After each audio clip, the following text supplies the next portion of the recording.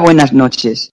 El tema que vamos a tratar hoy es el liderazgo en la doctrina espírita. Es un tema poco estudiado por los espíritas. El liderazgo consiste en la capacidad de establecer la dirección e influenciar y alinear a los demás hacia un mismo fin, motivándolos y comprometiéndolos hacia la acción y haciéndolos responsables por su desempeño.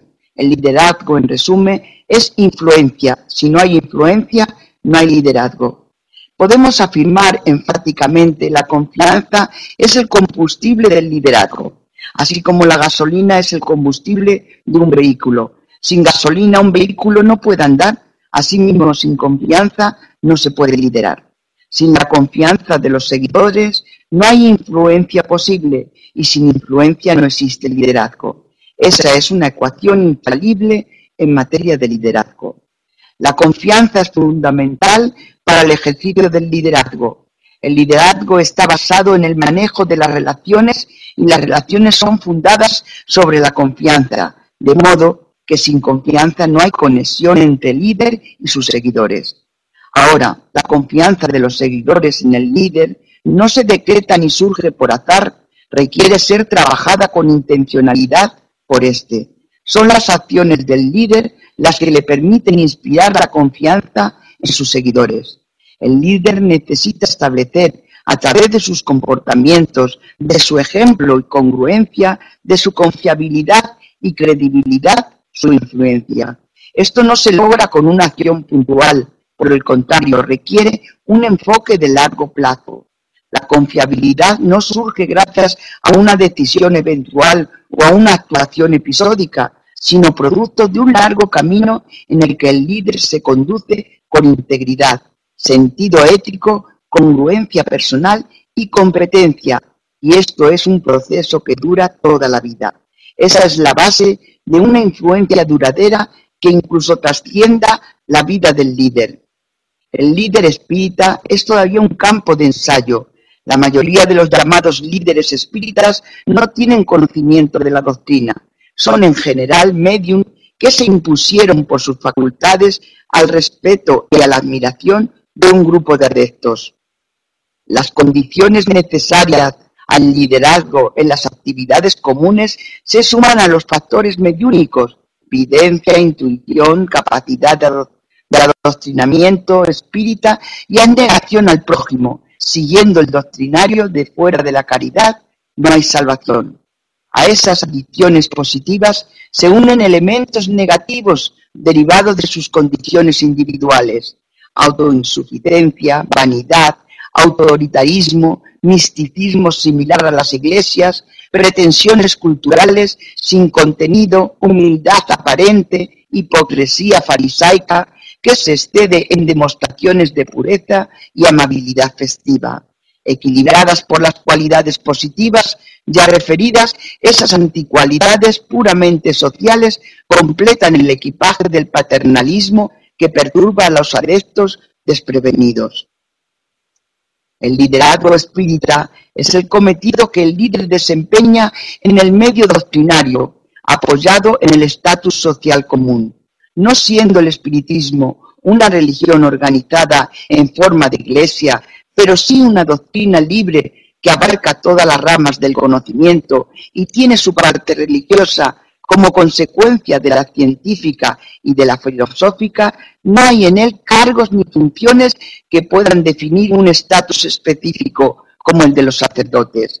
El líder espírita es labrador, operario, banquero, médico, empresario, y así seguiríamos en adelante. Hay una relación natural entre el estatus social del líder y su papel doctrinario, incluso porque el movimiento espírita es difuso, no forma una isla social, se difunde por todos los organismos de la sociedad. La importancia del estatus social influye naturalmente en la importancia del papel doctrinario. La psicología del liderazgo espírita se presenta bastante compleja. Hoy en día, el espiritismo, como hecho social y cultural, es un fenómeno aún reciente en el panorama sociológico y exige tiempo con el fin de definirse en sus coordenadas evolutivas, en su estática y su dinámica social, y particularmente en sus sectores, o sea, en sus elementos conductores de fuerzas y determinantes de situaciones específicas. La propia cualidad específica de las situaciones no es fácil de definir ni caracterizar, pues la condición de espírita no implica distinciones raciales o sociales, ni incluso una posición sectaria explícita. La universalidad potencial del cristianismo se encuentra en fase de actualización en el espiritismo, pero esa transición de la potencia al hecho depende de un lento y profundo proceso de culturalización, que en verdad consiste en la elaboración de una nueva cultura. Todo parece hecho, y no obstante todo está por hacer. Un mundo nuevo no surge de la nada, como en la alegoría del hágase, pero sí de las raíces y de la savia del mundo que le precedió. Lo antiguo y lo nuevo se mezclan generando una situación ambigua en la que los individuos y los grupos espíritas se muestran profundamente diferenciados entre sí. No existe homogeneidad precisa para las clasificaciones habituales. La masa espírita no se destaca del cuadro general de la población y la enfrenta desde una perspectiva plurivalente. Los espíritas le parecen al mismo tiempo benéficos y maléficos, ingenuos y vivaces, cultos e ignorantes, bondadosos y peligrosos, al servicio de Dios o del diablo, criaturas de buena y mala fe, racionales y fanáticos, y así sucesivamente. Es la misma situación de los cristianos primitivos en el mundo antiguo, aunque parezca actualmente una situación nueva. En esa heterogeneidad sociocultural, el liderazgo espírita exige extrema versatilidad, lo que a su vez aumenta sus dificultades y a la par genera desconfianzas.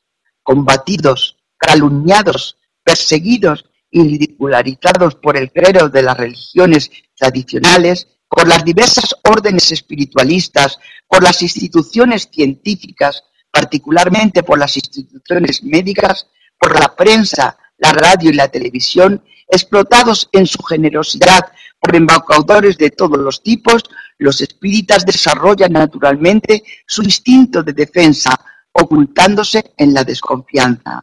No obstante, su obstinación en la buena fe, derivada de los principios doctrinarios de la fraternidad, tolerancia y amor al prójimo, les hacen víctimas frecuentes de engaños y mistificaciones. Esa ingenuidad espírita es lo que sustenta con bastante frecuencia las dificultades del liderazgo espírita. El recelo de hacer mal juicio del prójimo, de criticarlo injustamente, faltando a la tolerancia y a la caridad, lleva a individuos e instituciones a situaciones difíciles y embarazosas. Hay dos tipos básicos de liderazgo espírita, derivados de las necesidades naturales del movimiento doctrinario. Podemos considerarlos en las siguientes categorías, dependiendo de sus posiciones sociales, grado de cultura y funciones que ejercen en las instituciones doctrinarias. Primero, líderes doctrinarios fundadores, presidentes y directores de instituciones, constituyen una categoría de liderazgo austero, de tipo paternalista, semejante a la de los ancianos judíos y la de los apóstoles y dirigentes de comunidades en la era apostólica. Son hombres y mujeres respetables, dedicados a la doctrina, dotados de mediunidad o de gran experiencia en la práctica mediúnica, en la dirección del culto y en la orientación administrativa. Se convierten en consejeros naturales de la comunidad y ejemplos de moralidad. Saben exponer con facilidad los principios doctrinarios, orientar a los neófitos y refutar las críticas y agresiones de los adversarios. Las caracteriza su respeto por la doctrina, con repulsa a las innovaciones de prácticas doctrinarias y a la mezcla de elementos extraños provenientes de otras corrientes espiritualistas. Hasta el final de la década de los 20, la figura patriarcal de esos líderes natos era común en todo el Brasil, rodeados de respeto, admiración, hasta incluso veneración físicamente caracterizados por sus barbas largas y blancas y bigotes espesos, o por la barba corta, blanca y puntiaguda y bigotes arreglados, representaban el patriarcado espírita y los sólidos baluartes de la doctrina inviolable. Estudiaban las obras de Kardec y Leon Denis, de Ernesto Bossano y Gabriel Lain. Se fundaban en las investigaciones científicas de William Crookes, Alexander Hansford, Charles Richer y otros luminarias de la época. Rechazaban sistemáticamente la mistificación de Rustin, que solo el grupo de la Federación Espírita Brasileña en Río sustentaba y divulgaba, como todavía hoy hace, con apoyo de algunos grupos del norte y nordeste y una minoría del extremo sur. El buen sentido les guiaba en la interpretación práctica de las enseñanzas de Kardec, el codificador. Sin embargo, la tentativa de creación de un espiritismo corpuscular para sustituir toda la obra kardeciana fracasó por falta de lógica. Los manuales, cursos e incluso mismo un tratado de mediunidad en que los minerales, los vegetales y los animales figuraban como medium, desembocaron en una secta de fanatismo. La tentativa delirante de dividir en dos partes la obra de Kardec y convertir al maestro en figura de leyenda simplona se ahogó en su propio ridículo. Pero la vanidad y la ignorancia, dándose la mano todavía, tenían que intentar un último golpe. Los nuevos líderes espíritas, embriagados por el prestigio popular, consiguieron trazar un plano general para ultrajar la doctrina e hicieron efectivo el primer paso, la adulteración de la obra popular de Kardec, el Evangelio según el Espiritismo. Esa profanación de gentiles, como la clasificó el poeta Rumar Augusto, provocó la indignación de las personas de buen sentido y de los adeptos fieles a la doctrina, sellada históricamente por la dura condena en el Congreso Estatal de la Unión de las Sociedades Espíritas del Estado de San Paulo. A pesar de esa victoria de dignidad doctrinaria, 30.000 volúmenes adulterados ya habían sido cambiados por las monedas de Judas e infectados por el movimiento espírita brasileño. La insensibilidad de los nuevos líderes no les permitió renunciar a sus puestos de líderes recusados. Las nuevas generaciones asumían el liderazgo de un movimiento huérfano, aturdidas e inseguras. Debían, según la ley de las sucesiones, reelaborar las necesarias. Nuevos líderes surgían ansiosos por imponerse en el panorama espírita, excitados por las novedades y desprovistos de bases sólidas en lo tocante al conocimiento doctrinario. Teorías antiguas como hojas secas sopladas por los vientos del mundo desvariado venían de las catacumbas de las momias de Egipto, de las inmensidades de la India y de Mesopotamia, a renovar la mentalidad espírita mal formada y peor informada. Las instituciones doctrinarias, mal dirigidas por líderes vanidosos y convencidos de su sabiduría, que mezclaba distintas teorías, asistidos por sus líderes, sus sirvientes, ya no disponían en sus raíces secas de la savia necesaria para una reacción defensiva.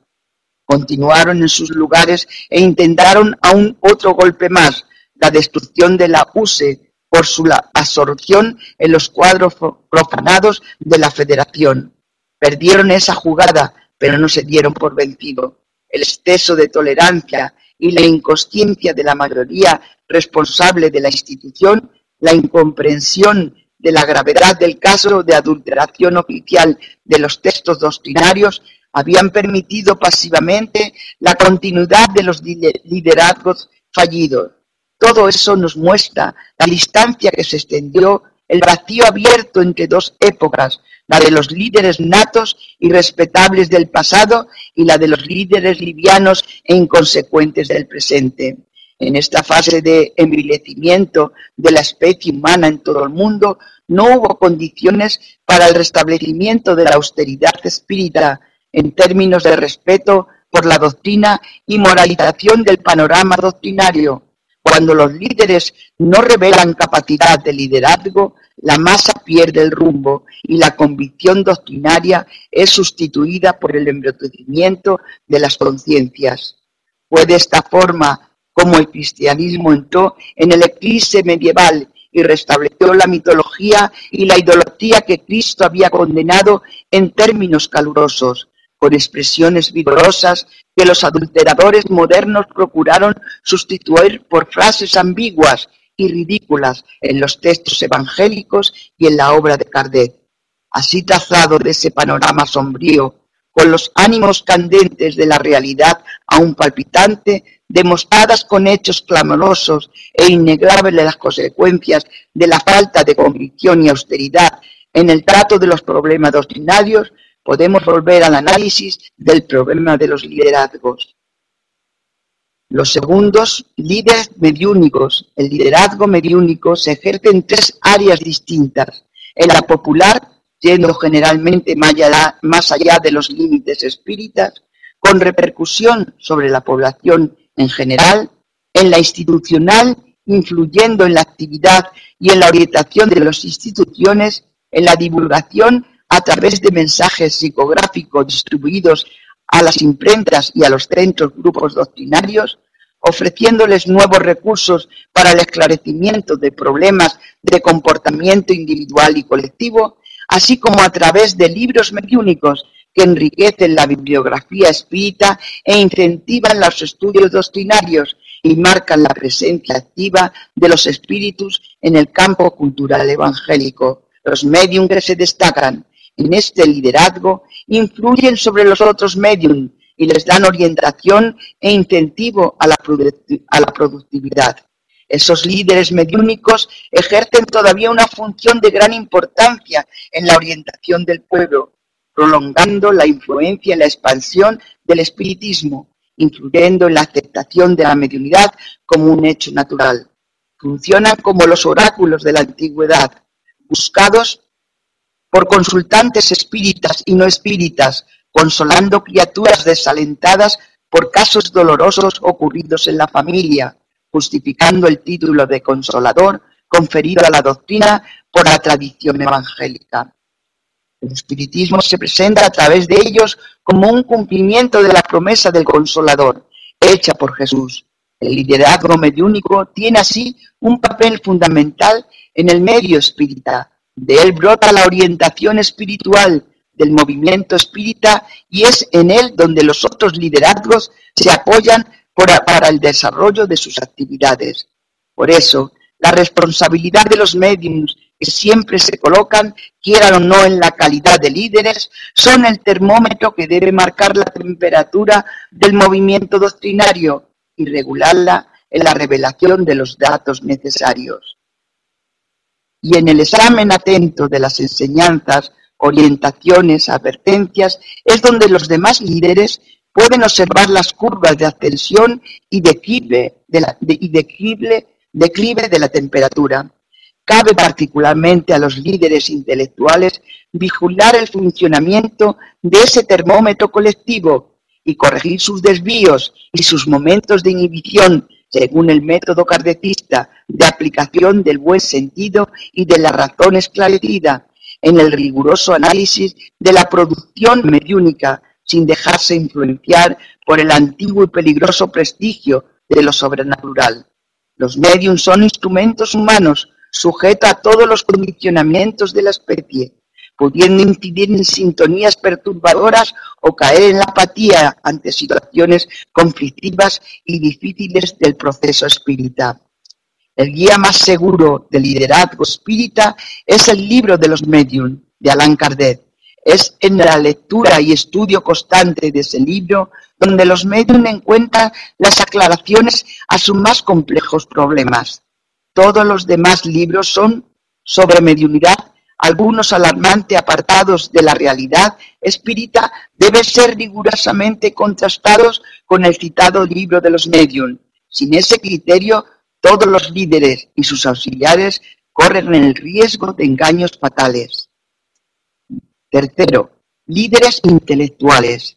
Los líderes intelectuales del movimiento espírita son los intelectuales espíritas que se dedican a la doctrina, que la estudian con ahínco y perseverancia, manteniéndose en actividad constante en el plano doctrinario. Un intelectual puede ser espírita sin que sea precisamente un intelectual, un intelectual puede ser espírita sin que sea precisamente un intelectual espírita o un líder intelectual. La expresión intelectual espírita corresponde a una categoría doctrinaria bien definida. Es un intelectual que se dedica al espiritismo, que asimiló la doctrina y se integró en la vivencia espírita. Viviendo la doctrina en el plano de la inteligencia y de la cultura, se vuelve naturalmente líder intelectual espírita. Sin esa vivencia y esa dedicación al estudio y a la investigación doctrinaria, sería simplemente un espírita dotado de intelectualidad, pero sin las condiciones precisas para el liderazgo intelectual espírita. Es lo mismo que ocurre con los científicos o los investigadores universitarios, que son espíritas pero no se integran en el campo doctrinario. El científico espírita es aquel que se dedica a la ciencia espírita y contribuye para su desarrollo con trabajos y obras válidas, reconocidas como tal por el Consejo General y por el Consejo Espírita. Los líderes espíritas intelectuales pertenecen a todas las categorías del mundo intelectual: científicos, filósofos, escritores, especialistas en comunicación, profesores, médicos y así sucesivamente. Pero la legitimidad de su condición de líder depende de su actividad permanente en el campo espírita, reconocido por los logros espíritas. Ese reconocimiento no depende de formalidades de ninguna especie. Es el reconocimiento espontáneo del medio intelectual espírita. Este medio intelectual se define como una conjugación de personas habilitadas y experimentadas del medio intelectual, común para el trabajo intelectual espírita. No podemos incluir en ese medio personas sin habilitación intelectual, por más dedicadas que sean a la causa doctrinaria. Solo podemos obtener un consenso intelectual espírita de un agrupamiento de intelectuales. ¿Cómo pueden opinar, por ejemplo, sobre cuestiones de ciencia y filosofía, de religión e historia o psicología de las religiones personas que no tengan conocimiento y experiencia de esas materias? Es lo mismo que si se pide a un picapedrero que opine sobre cuestiones de botánica. La falta de comprensión de ese problema ha provocado lamentables equívocos y situaciones desastrosas, como en el caso de la adulteración. No se trata de preferencia o exclusivismo, sino de aquel viejo refrán: cada mono en su rama. Sin ese criterio metodológico, los monos acaban invadiendo las tiendas de porcelana. Ahora vamos a ver la psicología de los líderes. Podemos ahora encarar el problema de la psicología del liderazgo espírita tomando como objeto los tipos de líderes de que tratamos. La tipología del liderazgo espírita es el elemento básico para la apreciación psicológica que debemos hacer. No se trata de un estudio profundo de la cuestión, sino de una apreciación resultante de la observación de las diversas tipologías de conjunto de las formas de liderazgo espírita. Necesitamos un trabajo más metódico y profundo sobre este grave problema, pero es evidente que tenemos que empezar por abordarlo, reuniendo datos de la observación y de la experiencia para el desarrollo de investigaciones indispensables a la buena orientación del movimiento espírita, hoy entregado a sí mismo como un barco a la deriva. El ejemplo metodológico de Kardec fue puesto a un lado por nuestra negligencia y los resultados de ese desatino ya nos llevaron a la confusión y al ridículo. Tratemos de aprovechar esa amarga experiencia antes de caer en nuevas situaciones humillantes. Veamos lo que se puede hacer con los pocos datos que poseemos. Primera categoría, líderes doctrinarios. La psicología de los líderes doctrinarios natos, fundadores y dirigentes de las primeras instituciones espíritas en el Brasil, se define a partir de la formación religiosa de nuestro pueblo. Aquellos varones barbudos y austeros de los primeros tiempos salieron de las barbas bíblicas de Moisés pasaron por las barbas amedrentadoras del Padre Eterno, católico romano, y se rebelaron contra la mitología católica en las barbas ardientes de Guerra Yuqueiro. Su psicología individual y colectiva se enraizaba en la creencia y el miedo. Esos dos factores determinaban su austeridad.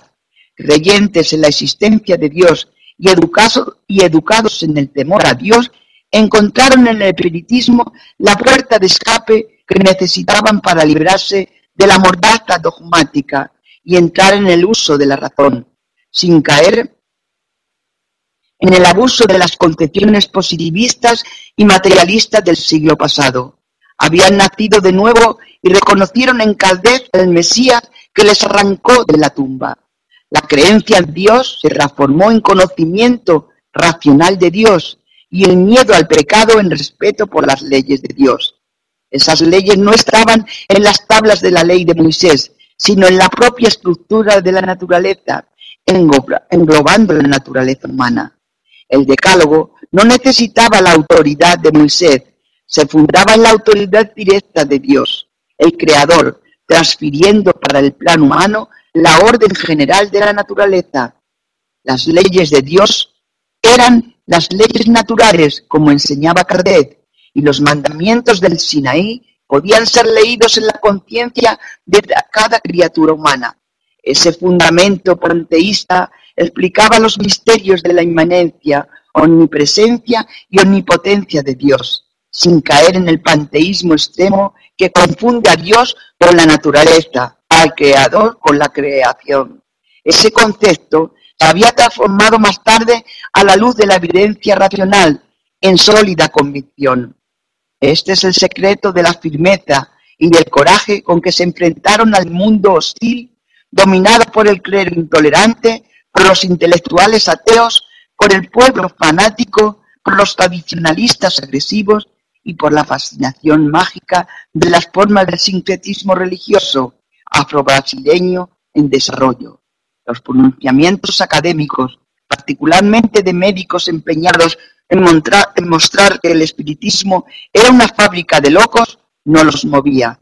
Ellos se sentían firmes en su convicción y sabían que los pseudosabios que intentaban moverlos no conocían la doctrina espírita, hablaban de lo que no sabían.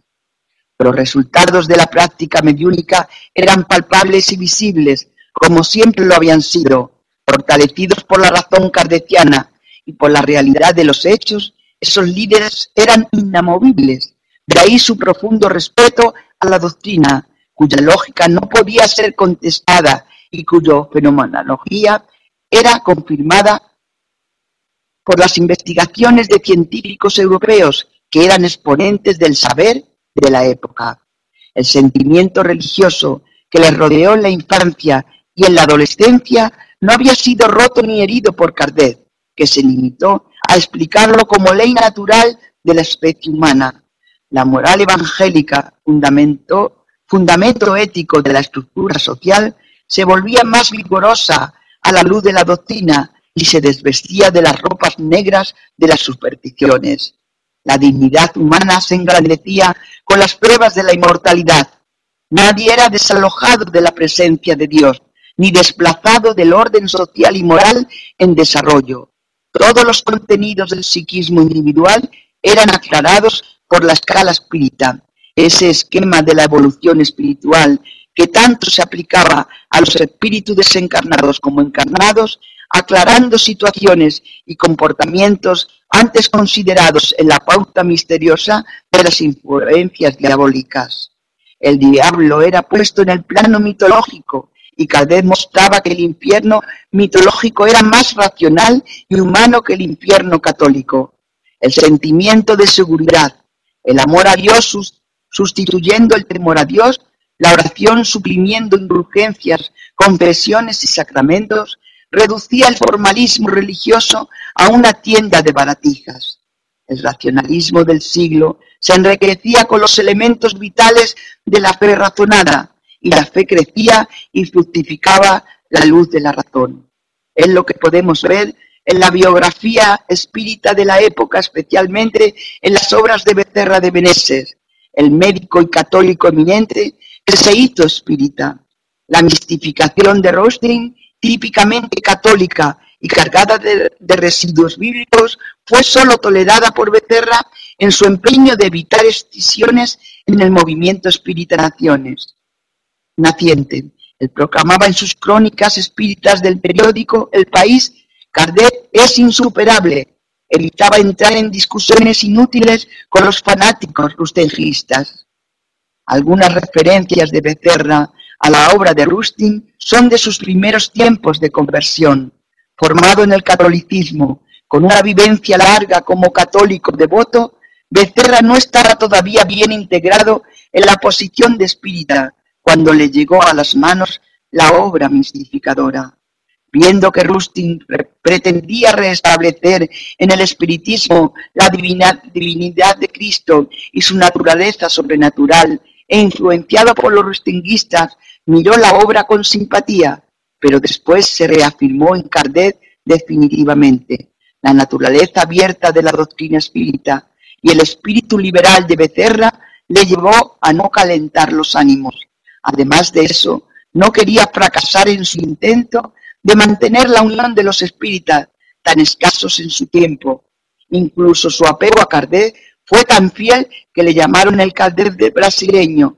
Tenemos en ese episodio una prueba de psicología de liderazgo de Becerra, de psicología de liderazgo de Becerra, que sin asperezas consiguió su intento, manteniendo y proclamando su fidelidad irreductible a Kardec.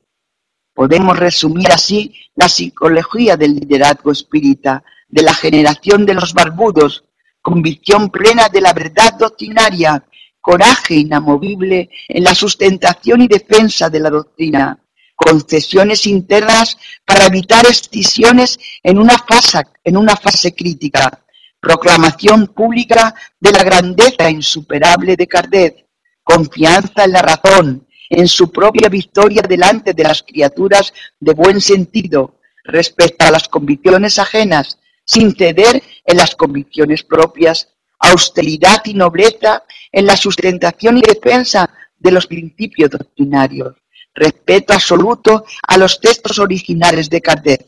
Ese respeto y la convicción de los barbudos es lo que falta infelizmente a la gran mayoría de los líderes actuales, que no vacilan en lanzar a la venta libros adulterados y motivo de ridículo para la doctrina, perjudicando la moral e intelectualmente, para que no se pierda el dinero empleado en la profanación.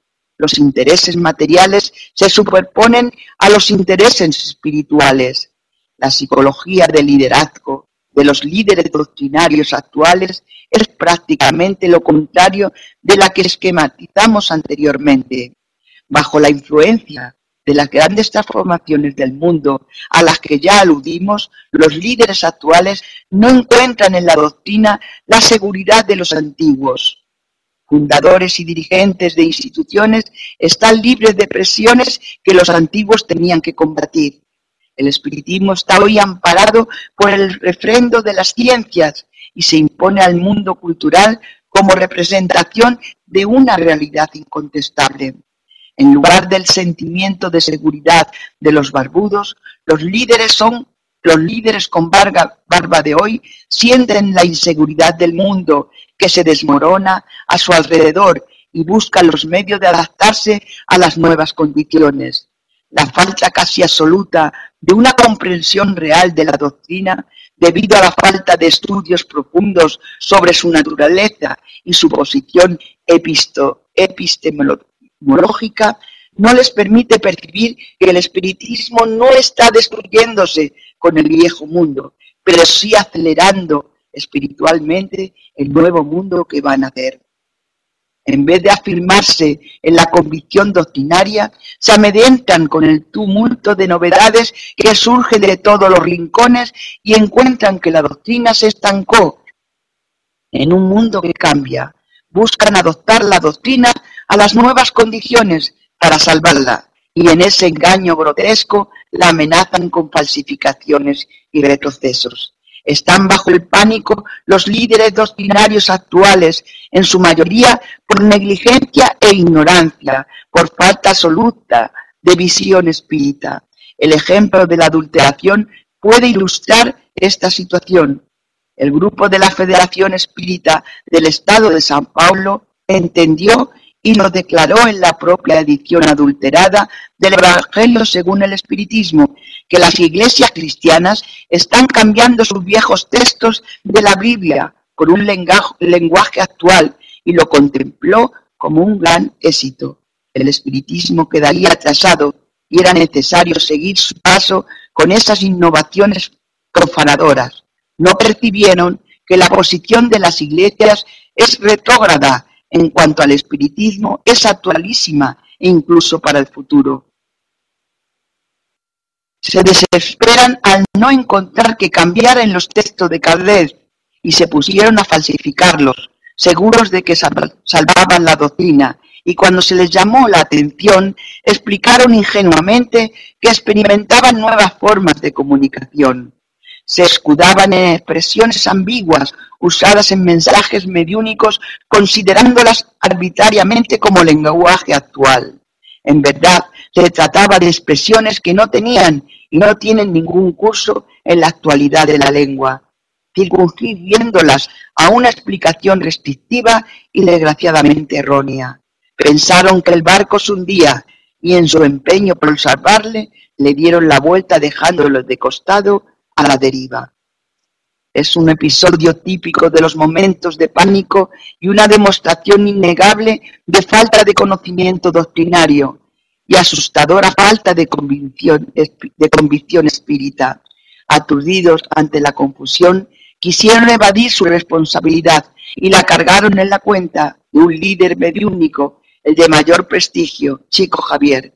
Pero el médium, que también se aturdió con la confusión, terminó declarando que nada tenía que ver con la adulteración, sosteniendo, por el contrario, la necesidad de preservar la pureza original de los textos. El hecho es significativo y exige meditación de todos los que se interesan por la preservación de la doctrina. Pero no solo eso, otra prueba de inseguridad y miedo surgió más adelante, al exigirles la destrucción de la edición adulterada que comprometía a la doctrina. Ante la amenaza del voluminoso perjuicio económico, los líderes, bajo el pánico, alegaron la necesidad de vender la edición para que las obras de la nueva sede de la Federación no fuesen interrumpidas. Entraba de este modo un nuevo factor en la cuestión. La nueva sede iba a salvar el espiritismo de una pérdida material de orden patrimonial, garantizando su presencia monumental en los nuevos tiempos. Los líderes confundían la institución espírita con las catedrales amenazadas por las transformaciones de la actualidad. No comprendía que las edificaciones, por más importantes que sean, nada representan en la proyección futura de la doctrina. Lo que importaba era preservar la doctrina y no las obras materiales, y mucho menos el dinero desastrosamente empleado por la profanación de las obras doctrinarias, ceguera espiritual absoluta, dominio de las tinieblas en el plano espiritual. Los líderes preferían el perjuicio moral, la profanación de la doctrina, la ridicularización de las obras modelo de Kardec al valiente vaciado de sus cofres. Por otro lado, revelando la extensión asustadora de la crisis espiritual, la mayoría absoluta de los líderes en el Brasil entero preferían el silencio cómplice a la protesta digna. Valía más la comodidad de los líderes diversos en conclave tácito aterrador, como si todos dijesen a sí mismo que se vayan los principios, pero que queden los cruceiros. Y quedarían los cruceiros en los cofres, tintineando como las monedas de Judas. Mientras tanto, 30.000 volúmenes adulterados eran sembrados en el seno del pueblo, lanzando las raíces nefastas de futuras confusiones doctrinarias. Todo eso revela la incapacidad de los líderes actuales, cuyo psiquismo, movido por la inseguridad, el temor y la ignorancia, sobre todo por la falta de convicción doctrinaria, constituye una peligrosa psicología de liderazgo en el movimiento espírita en esta hora de transición. Las reuniones del grupo adulterador fueron privadas sin la participación de elementos expertos, conocedores de la doctrina. Guardaban un secreto con miedo, se obstinaban en hacer todo solitos, entre cuatro paredes, se practicaba el crimen perfecto, contra la doctrina no habría testigos. El medio espírita tendría que recibir el golpe de un hecho consumado. Los directores de la institución estuvieron ausentes, conforme declararon cuando el escándalo explotó. La venta de gran parte de la edición fue efectuada deprisa y sin hablar de las modificaciones efectuadas en los textos. El traductor escogido no tenía conocimientos de las reglas de traducción y en verdad no tradujo, calcó traducciones fácilmente identificables. Cuando los volúmenes fueron puestos a la venta y las protestas surgieron, hicieron todo lo posible para callarlas y manifestaron que el asunto no debía ser tratado en público. La libertad espírita era sacrificada por las exigencias de medidas confesionales. La doctrina no pertenecía al mundo, pero sí a un grupo inexperto y sin condiciones para la ejecución de una simple traducción. Todos esos aspectos del caso revelaban la tónica dominante del miedo. Podemos reducir a ese sentimiento toda la psicología del liderazgo espírita en esta hora del miedo mundial. Pero ¿por qué ese miedo en el espiritismo? Doctrina sin secretos ni misterios, abierta a los vientos de renovación que ella misma pide. Doctrina que es el camino de las transformaciones y constituye la plataforma del mundo futuro. La respuesta ya fue dada, pero es bueno insistir, porque falta a los líderes actuales el principal elemento de la psicología del liderazgo, que es el conocimiento doctrinario y, consecuentemente, la convicción espírita. Y al preguntarnos el porqué de esa falta absurda, la respuesta será falta de estudio, de interés y de amor por la doctrina. La liviandad de este final del siglo se infiltró en el medio espírita y la fiebre de innovaciones insensatas invadió las instituciones. La virulencia de esa infección demostró que el virus de la irresponsabilidad solo puede ser combatido con una renovación inmediata y total de los liderazgos. No hay nada que hacer a la psicología del miedo y de la ignorancia, sino apartarla. Segunda categoría, líderes mediúnicos. La psicología del liderazgo mediúnico es la propia psicología del médium, porque el médium es un líder nato, ya sea en su grupo, ya sea en su relación con el público en general. Su condición de intermediario lo obliga a eso, pero en este amplio país de mediúnico solo tenemos un médium capaz de liderazgo nacional, que es Chico Xavier. Solo él reveló hasta hoy condiciones para esa función demoledora. Por eso está llegando a la extenuación y por eso le intentaron involucrar como el escudo de extremo recurso en el caso de la adulteración. Medio siglo de mediunidad sin descanso, enfrentando choques doctrinarios continuos, ataques y críticas opositores de toda especie, son más que suficientes para destruir un gigante. Aún así, Chico Xavier resistió hasta ahora, gracias a una convicción inamovible y una paciencia muy superior a la de Job. Es en él, en su frágil figura humana y en la indomable fortaleza espiritual, donde encontramos el modelo del liderazgo mediúnico, revelando una vez más el poder de la humildad, como en el caso del infinitesimal en la carrera atómica. Lo invisible desafía en él todo el aparente poderío visible. Chico Xavier probó que solo una fuerza puede oponerse a todas las fuerzas del mundo y vencerla, la fuerza de la humildad. Repitió la hazaña de Francisco de Asís delante del poderío del Vaticano. El poder del medio se llama humildad. Cuando la pierde, se pierde a sí mismo. Si tenemos solo un líder mediúnico para más de 100 millones de habitantes y no sabemos cuántos millones de medium, es porque la mayoría de nuestros medium se pierden en pretensiones estúpidas y malgastando inútilmente sus facultades. El medium solo ejerce el liderazgo de manera efectiva y eficaz cuando no quiere ser líder y se recoge en su humildad. Las fuerzas del cielo actúan en la tierra al revés de las condiciones humanas. Psicológicamente, el medium es la imagen del hermafrodita griego de la era arcaica. Es una criatura doble, o sea, dos criaturas ligadas por la espalda, con dos rostros, 4 brazos y 4 piernas, girando rápidamente en el intermundo en busca del reino de los dioses. Pero cuando dejan de girar para subir y se acomodan en la tierra, Zeus les corta con un golpe de espada y les reduce a la condición normal de la humanidad. Pierden su condición de líderes y se tornan ovejas del rebaño común. La psicología del medium es paranormal. Sus percepciones traspasan a los órganos sensoriales para captar las dimensiones del invisible. Si se examina a sí mismo, jamás temerá a la muerte, pues convive con los muertos que en verdad no murieron. El liderazgo mediúnico no es del medium, pero sí de las entidades espirituales que de él se sirven. No obstante, él es dueño de sí mismo y los espíritus no pueden dominar sus facultades sin su consentimiento. Eso le hace participar del liderazgo. Chico Javier aceptó la orientación de Manuel, se ligó a esa entidad y con ella pasó a servir sin preguntar a quién. No alimentó ambiciones terrenas y nunca pretendió ser líder. Por esa renuncia a sí mismo se volvió el líder mediúnico nacional. Pero Manuel respetó el modo de ser del medium, limitó el liderazgo de ambos al plano moral y espiritual. Su influencia en el plano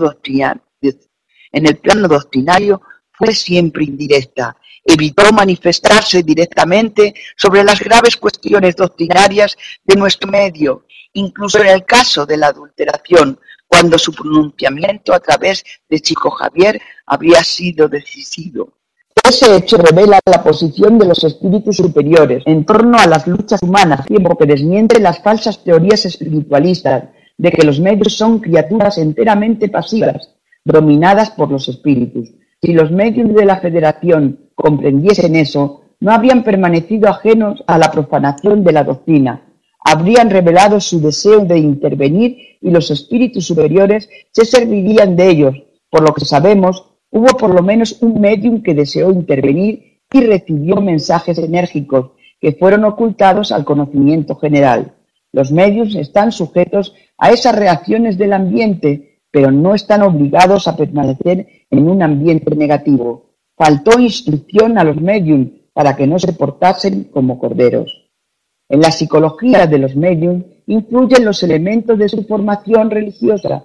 Nuestros mediums tienen formación de iglesia o antiiglesia que la enseñanza espírita les hubiera hecho superar, pero cuando los líderes doctrinarios también sufren las influencias de las iglesias, no están en condiciones de auxiliar a los mediums. La humildad mediúnica es el desprendimiento de las pretensiones terrenas, pero no de sumisión a los sistemas religiosos erróneos que el espiritismo vino a reformar. La incomprensión general de ese problema transforma nuestros mediums en criaturas místicas llenas de temor a Dios en lugar de amor a Dios. Nuestras escuelas de mediums surgieron impregnadas de residuos místicos y mágicos, divorciadas de la realidad nueva que el espiritismo nos presenta.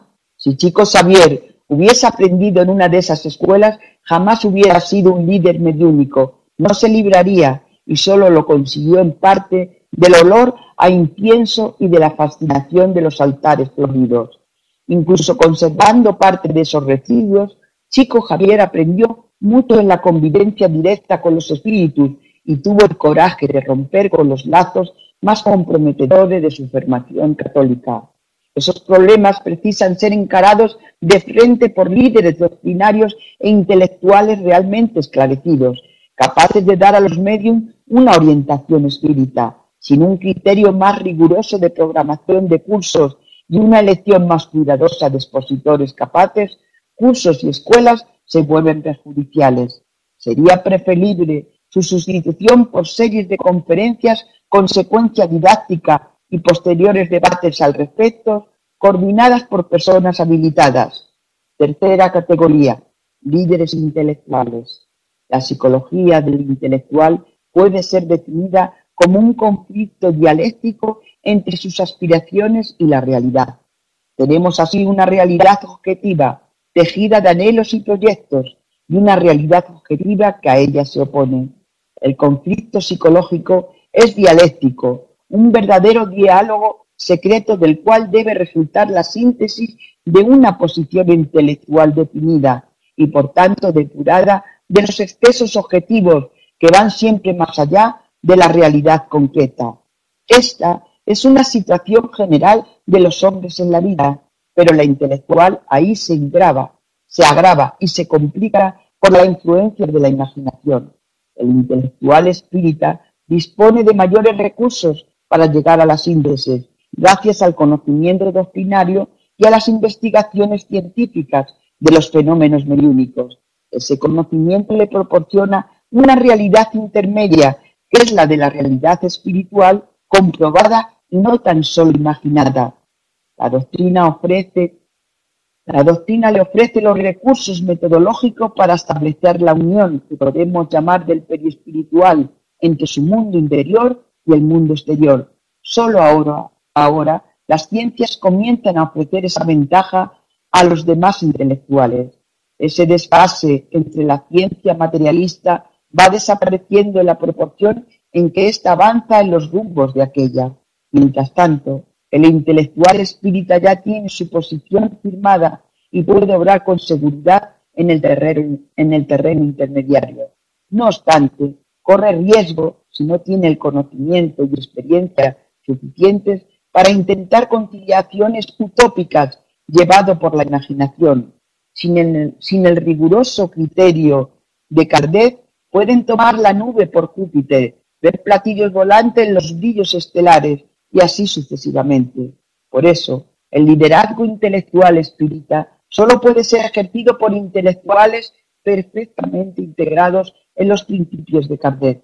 No se trata de una forma de sectarismo, pues Kardec no fundó ninguna secta, sino de una exigencia de la propia evolución del espiritismo, cuyas leyes solamente Kardec definió hasta hoy de manera lógica, verificada y verificable.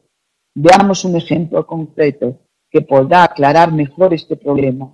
Un ilustre intelectual de formación universitaria afirmó en una conferencia pública en San Pablo que el espiritismo peca por exclusivismo antropológico, solo admitiendo la existencia de espíritus humanos, sin tener en cuenta los gnomos, las hadas y otros seres espirituales llamados elementales en otras corrientes del pensamiento espiritualista.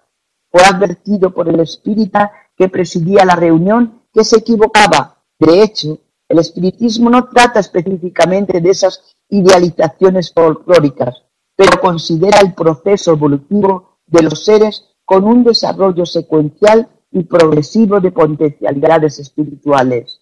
Así, los seres inferiores pertenecen al campo de la filogénesis étnica, evolución de los entes, en las fases antecedentes a la humanización. Desde la ameba hasta el hombre, la línea de la evolución desfila por una secuencia espantosa de formas espirituales que corresponden en la teoría espírita de la evolución a la filogénesis científica, con su inmensa variedad de seres anteriores al hombre. La imaginación llevaba al orador para los caminos de la fantasía por falta de conocimiento doctrinario. Otros habían formulado teorías mediúnicas que van de la piedra hasta el hombre, confundiendo la acción del espíritu sobre la materia con la mediunidad propiamente dicha. Y con eso había fundado escuelas confusionistas. Hoy toda una literatura del absurdo presentada como desarrollo de la doctrina y superación de Kardec. El hecho de un intelectual contribuir con sus luces para la divulgación del espiritismo e incluso para su progreso es importante, pero bajo la condición de que primero adquiera el necesario conocimiento de la doctrina. Puede ser muy interesante hablar de hadas, gnomos, elfos y sirenas, siempre que con eso no se quiera relegar al espiritismo al campo de la mitología y de la superstición. El liderazgo intelectual es indispensable para el espiritismo, pero no podemos admitir las divagaciones intelectualistas en el área doctrinaria. La ciencia espírita tiene sus métodos, de investigación y evaluación de fenómenos, no de fantasía. Hasta aquí mi exposición.